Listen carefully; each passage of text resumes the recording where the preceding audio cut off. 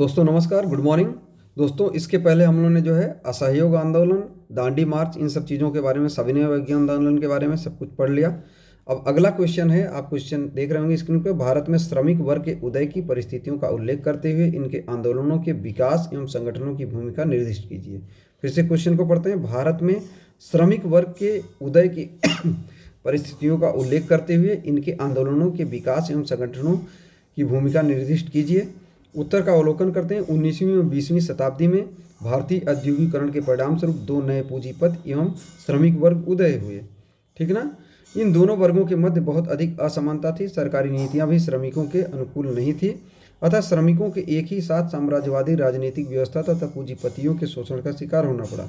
इसलिए श्रमिकों को संगठित होकर संघर्ष करना पड़ा और भारत में रेलवे के निर्माण, कोयला बागान एवं अन्य कारखानों में श्रमिकों का समायोजन किया गया। इसकी संख्या में वृद्धि के बावजूद इन्हें सुविधाएं प्रदान नहीं की गई।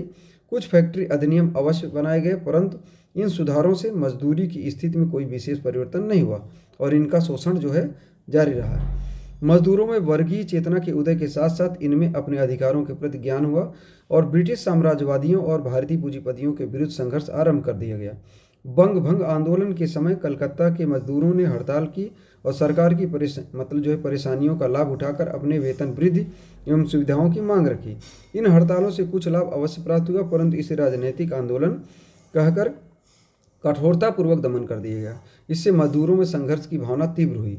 इसके अतिरिक्त 1907 ईस्वी में रेलवे हड़ताल और 1908 ईस्वी को बम्बई मजदूर हड़ताल भी प्रमुख थी। मजदूरों ने हड़तालों के साथ साथ अपने आप को संगठित करने का प्रयास भी किया। मजदूरों को संगठित करने का प्रथम प्रयास बंगाल के शशिपद बनर्जी ने किया। इसके बाद मजदूर यूनियनों की स्थापना होने लगी। प्रमुख मजदूर संगठनों में working men's institutional, Calcutta printers and compositors league, East India railway employees union, Bombay postal union, social service league आदि इन संगठनों के द्वारा श्रमिकों ने शोषण के विरुद्ध संघर्ष प्रारंभ कर दिया, परंतु वे अभी पूरी तरह से संगठित नहीं थी। इसलिए उनके प्रयास जो है पूर्णतः सफल नहीं हुए और प्रथम विश्व युद्ध के दौरान कारखानों और मजदूरों की संख्या में तेजी से वृद्धि हुई। कारखानों की वृद्धि से पूंजीपति वर्ग तो लाभान्वित हुआ, परंतु मजदूरों की स्थिति दयनीय बनी रही। मूल्य वृद्धि ने उनकी स्थिति को और अधिक प्रभावित किया। फलतः मजदूरों ने शोषण और उत्पीड़न के विरुद्ध आवाज उठाना प्रारंभ कर दिया। इसी समय रूसी क्रांति 1917 के पश्चात अंतर्राष्ट्रीय साम्यवादी संगठन का उदय हुआ और इसने दुनिया के मजदूरों से पूंजीपतियों के विरुद्ध जो है संघर्ष करने का आह्वान किया। इसका प्रभाव श्रमिक वर्ग पर भी पड़ा। 1917 ईस्वी में गांधी जी ने अपने आंदोलनों में श्रमिकों और कृषकों को सम्मिलित किया। परिणाम स्वरूप भारतीय श्रमिकों में भी संघर्ष की भावना उत्पन्न हुई। अपनी मांग की पूर्ति के लिए हड़ताल को अपना माध्यम बनाया। रूसी क्रांति के परिणाम स्वरूप और भारतीय अर्थव्यवस्था से क्षुब्ध होकर भारतीय मजदूरों ने लंबी हड़तालें करना प्रारंभ कर दी, जैसे अहमदाबाद मिल मजदूर, बम्बई कपड़ा मिल मजदूर, रेलवे कर्मचारी, गोदी कर्मचारी आदि। ये हड़तालें अधिक व्यापक और संगठित थी और इनके परिणाम स्वरूप मजदूरों के वेतन में वृद्धि एवं काम के 4 घंटे निश्चित किए गए। हड़तालों के साथ साथ विभिन्न मजदूर यूनियनों का गठन हुआ, परंतु अखिल भारतीय स्तर पर जो है संगठन का अभाव था। अंतर्राष्ट्रीय श्रम संगठन होने के पश्चात भारत में भी मजदूरों के जो है एक केंद्रीय संगठन की आवश्यकता हुई और इस दिशा में प्रारंभिक प्रयास कांग्रेस ने 1920 ईस्वी में लाला लाजपत राय की अध्यक्षता में all India trade union Congress का गठन किया। तो 1920 ईस्वी में ऑल इंडिया ट्रेड यूनियन का गठन लाला लाजपत राय के नेतृत्व में किया गया और प्रारंभ में इस पर मॉडरेट नेताओं का जो है नियंत्रण रहा। बाद में अनेक राष्ट्रीय नेताओं ने भी इसमें अभिरुचि ली और 1920 ईस्वी में ही कांग्रेस के नागपुर अधिवेशन में मजदूरों और किसानों के संबंध में भी प्रस्ताव पारित कर दिए। उनकी दशा सुधारने के लिए कार्यक्रम बनाने का निर्णय लिया गया और 1922 एवं 25 ईस्वी के कांग्रेस अधिवेशन में मिल मजदूरों को संगठित करने, ठीक है, और करने का जो कार्यक्रम है वो क्या है, स्वीकार कर लिया गया। पुनः 1927 ईस्वी में कांग्रेस महासमिति ने औद्योगिक मजदूरों के मध्य काम करने के लिए प्रचारक नियुक्त करने और संगठन बनाने की योजना बनाई और ट्रेड यूनियन कांग्रेस भी मजदूरों को संगठित करने का प्रयास कर रही थी। इससे 57 श्रमिक संगठन संबद्ध हो गए, लेकिन इस जागृति के बाद भी ट्रेड यूनियन कांग्रेस का रूप सुधारवादी था। इस पर ब्रिटेन के श्रमिक दल पर समाजवादी लोकतंत्रवादी विचारधारा का प्रभाव था।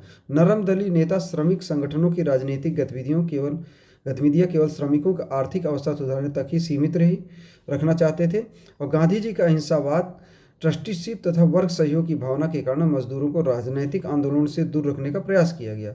इसलिए असहयोगी आंदोलन में श्रमिकों को शामिल नहीं किया गया। लेकिन ब्रिटिश साम्राज्यवादियों ने भारतीय श्रमिकों को अपने प्रभाव में लाने के उद्देश्य से मद्रास और बम्बई में 1919-20 में श्रम विभाग स्थापित किए और 1921 ईस्वी में औद्योगिक अशांति की जांच के लिए बंगाल कमेटी का गठन किया गया और 1922 ईस्वी में बम्बई इंडस्ट्रियल डिस्प्यूट कमेटी की स्थापना की गई।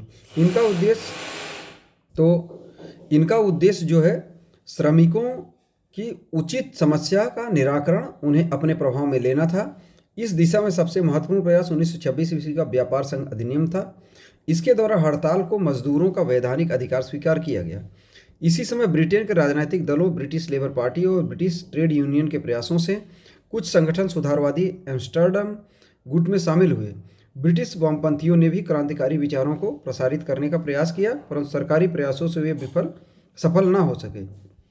ठीक है, और इस प्रकार 19वीं शताब्दी के उत्तरार्ध और 20वीं शताब्दी के प्रारंभ की परिस्थितियों ने मजदूर वर्ग के उदय एवं संगठन निर्माण की आवश्यक भूमिका तैयार कर दी और भारत में नवीन वर्गीय विचारधारा का सूत्रपात हुआ। तो एक बार प्रश्न को फिर से पढ़ते हैं और उत्तर का अवलोकन करते हैं। ठीक है, तो भारत में कलर चेंज रेड। ठीक, भारत में श्रमिक वर्ग के उदय की परिस्थिति का उल्लेख करते हुए इन आंदोलनों के विकास एवं संगठनों की भूमिका निर्दिष्ट की दी। तो 19वीं एवं 20वीं शताब्दी में भारतीय औद्योगिकरण के परिणामस्वरूप दो नए पूंजीपति वर्ग, श्रमिक वर्ग उदित हुए। इन दोनों वर्गों के मध्य बहुत अधिक असमानता थी। सरकारी नीतियों में श्रमिकों के अनुकूल नहीं थी, अतः श्रमिकों को एक ही साथ साम्राज्यवादी राजनीतिक व्यवस्था तथा पूंजीपतियों के शोषण का शिकार होना पड़ा। इसलिए श्रमिकों को संगठित होकर संघर्ष करना पड़ा। भारत में रेलवे के निर्माण, कोयला बागान एवं अन्य कारखानों में श्रमिकों का समायोजन किया गया। इसकी संख्या में वृद्धि के बावजूद इन्हें सुविधाएं प्रदान नहीं की गई।